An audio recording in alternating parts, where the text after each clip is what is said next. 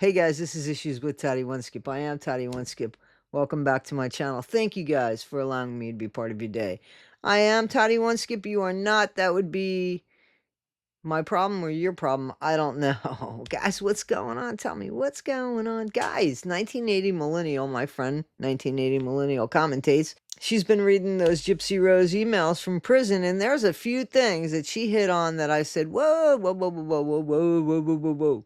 One is absolutely, Millennial, you got it. This woman, Gypsy, has no, I mean, she is so impulsive that I believe when she's saying things in the moment, she believes in that moment. She, I don't think, knows how to she navigates her life one moment to the next moment to the next moment without any consideration about anything else that's going on here. So to me, when I was watching 1980 reading the emails, there's a few things that came to my mind. So I used to think that Gypsy didn't want to parole to her parents, meaning Rod and Christy, because I thought that she just didn't want to live under those guidelines, and also that Christy didn't want her there. You know what I'm saying?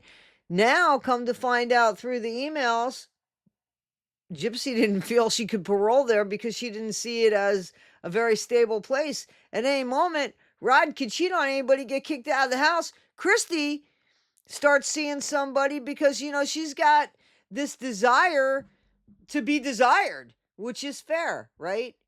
She wants it from her husband, but her husband is clearly interested in somebody younger than his daughters, both daughters, I think. Guys, listen.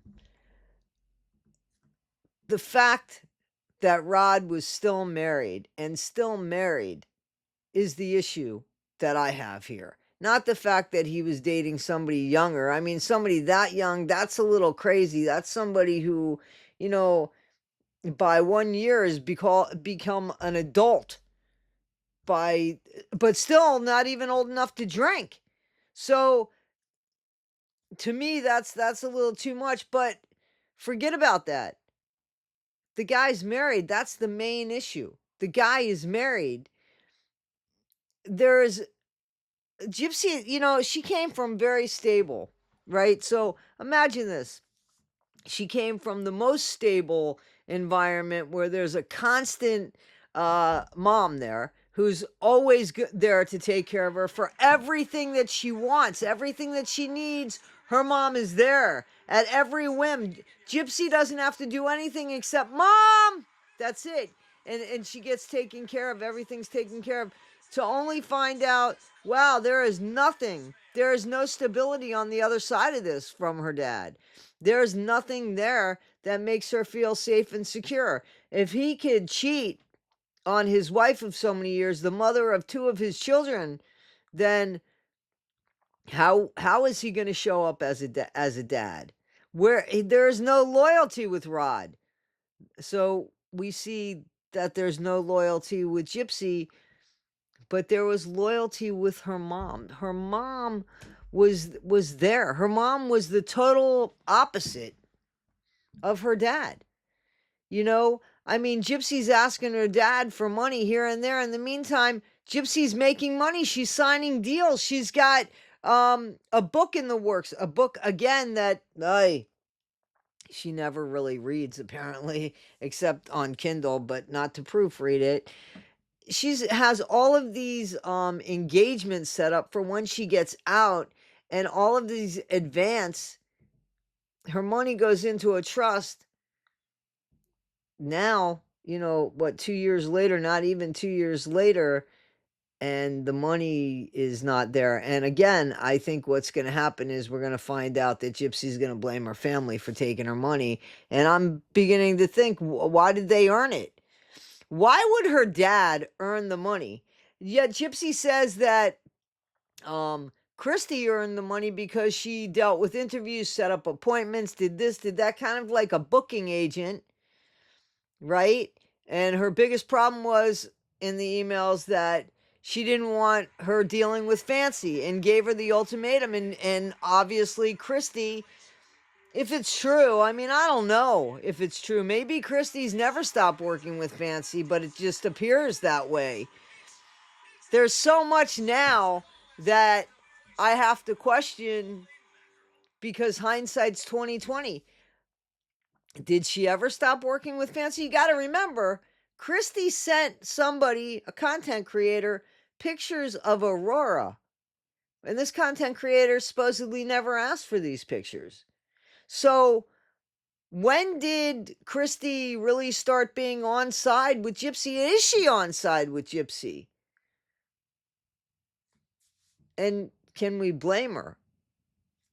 It seems like there's been a back and forth with her and being put in the middle of this relationship she had with her dad and her stepmom as a confidant to her dad.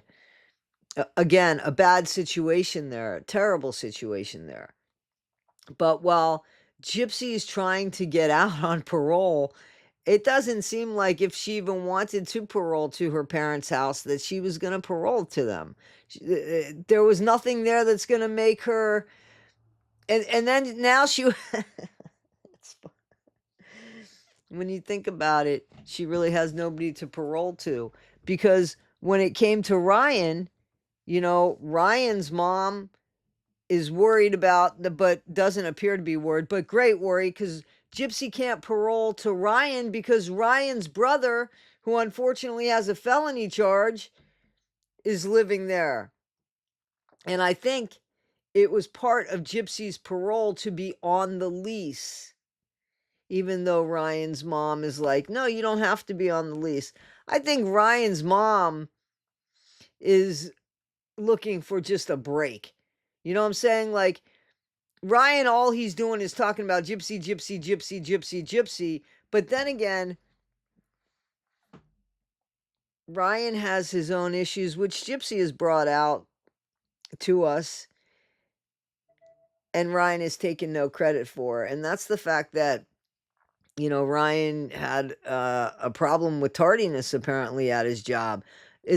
That's not Gypsy's fault. So I don't feel bad for Gypsy at all, but just imagine this. She wants to parole.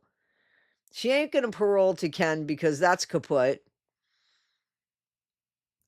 She's got to worry about paroling to Ryan, somebody who is somebody that just makes her feel, according to the emails, comfortable and secure, and somebody who's going to be there through rain or shine. So either an old umbrella or a soft, comfy couch, not somebody that is really appreciated for who he is, but appreciated more for what he could do for Gypsy, how he shows up for Gypsy, not really who he is, and who obviously has a hard time showing up at work.